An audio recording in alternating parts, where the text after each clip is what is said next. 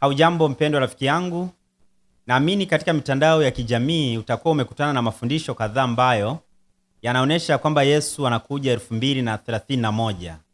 Kuna watu wanakaa wanapiga hesabu kwa kutumia calculator pengine, na wanakuja na hitimisho ya kwamba hesabu zao zinaangukia 2031 na pale Yesu atakuja kuwachukua watu wake.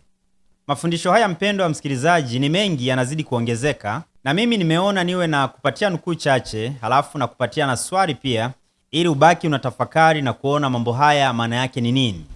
Katika kitabu cha Selected Messages Volume 2, ukurasa wa 113 na 114, anasema hakuna mtu yeyote aliye na ujumbe wa kweli unaoweka muda ambao Kristo atakuja au ambao hatakuja. Hakuna yeyote ambaye atakadiria muda.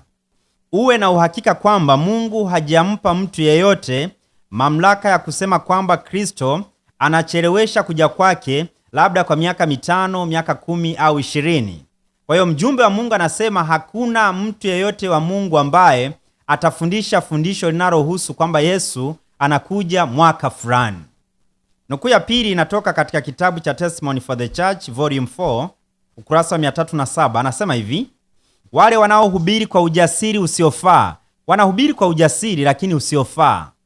Anasema wakitaja muda maalum, kwa kufanya hivyo wanamfurahisha adui wa roho za watu, kwa maana wanaendeleza hali ya kutokuamini badala ya Ukristo wa kweli.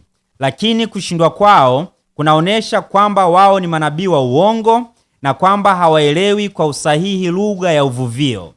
Kwa hiyo kuna mambo mawili hapa. Moja, wana ujasiri lakini usiofaa, lakini msukumo wao ni kumfurahisha adui wa roho zetu. Adui wa roho zetu, mpendwa msikilizaji na mtazamaji, ni Shetani. Kwa hiyo unapofundisha kwamba Yesu anakuja 2031, umepiga hesabu zako, unayemfurahisha ni adui wa roho zetu. Katika Biblia Luka 12 aya 40, Biblia inasema, nanyi jiwekeni tayari, kwa kuwa saa msiyodhani ndipo mwana wa Adamu anakuja.